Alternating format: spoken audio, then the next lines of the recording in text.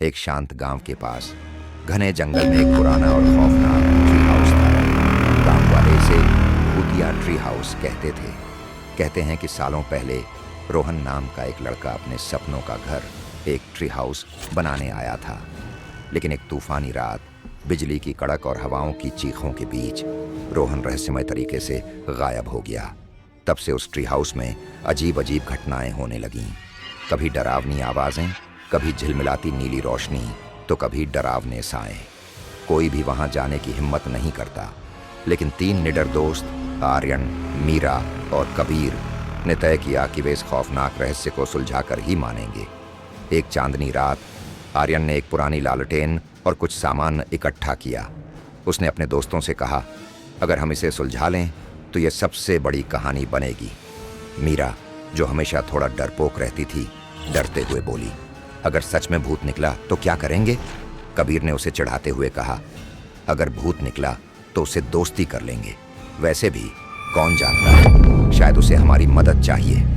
तीनों ने अपनी सारी हिम्मत जुटाई और जंगल की ओर बढ़ गए। जंगल में घुसते ही माहौल और डरावना हो गया। हर तरफ अजीब आवाजें सुनाई दे रही थीं। सूखी पत्तियों की सरसराहट, दूर किसी जानवर की चीख और हवा में सरसराती लटकी हुई बेलें।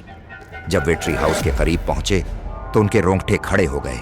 ये ट्री हाउस टूटी फूटी लकड़ियों, जंग लगी सीढ़ियों और झूलती हुई बेलों से भरा था। अंदर से हल्की नीली रोशनी झांक रही थी और दूर से एक धीमी हंसी सुनाई दी।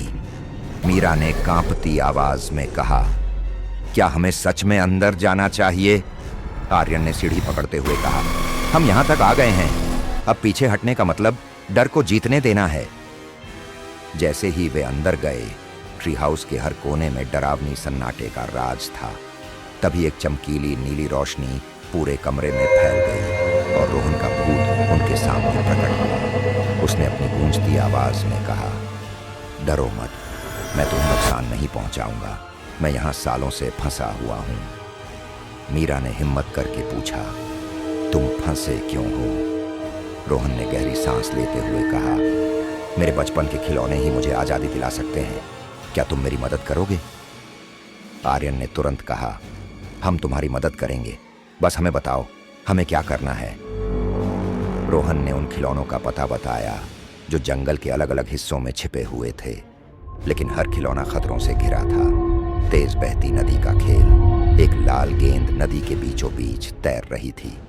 आर्यन ने बहादुरी दिखाते हुए लकड़ी का बेड़ा बनाया और गेंद को बाहर निकाला। कांटेदार पेड़ की चुनौती, एक पतंग ऊंचे कांटेदार पेड़ पर फंसी हुई थी। कबीर ने सावधानी से चढ़कर उसे नीचे उतारा। गुफा की रहस्यमयी परछाइयां, एक गुड़िया एक अंधेरी गुफा में छिपी थी। मीरा ने लालटेन की मदद से परछाइयों का रहस्य सुलझाकर गुड़िया ढूंढ निकाली। सारे खिलौने पाकर रोहन मुस्कुराया। उसकी नीली रोशनी अब गर्म और चमकीली हो गई। उसने कहा, तुमने मेरी आत्मा को मुक्त कर दिया, अब मैं शांति से जा सकता हूं। धन्यवाद दोस्तों। जैसे ही रोहन की आत्मा गायब हुई, ट्री हाउस पूरी तरह बदल गया। उसकी टूटी लकड़ियां चमक उठीं और डरावनी नीली रोशनी की जगह अब एक सुखद माहौल ने ले ली। गांव वालों ने अब इसे यादों का ट्री हाउस नाम दिया। कहानी से सीख, सच्ची दोस्ती और हिम्मत से हर डर को हराया जा सकता है। दूसरों की मदद करना हमें खुद को बेहतर बनाता है।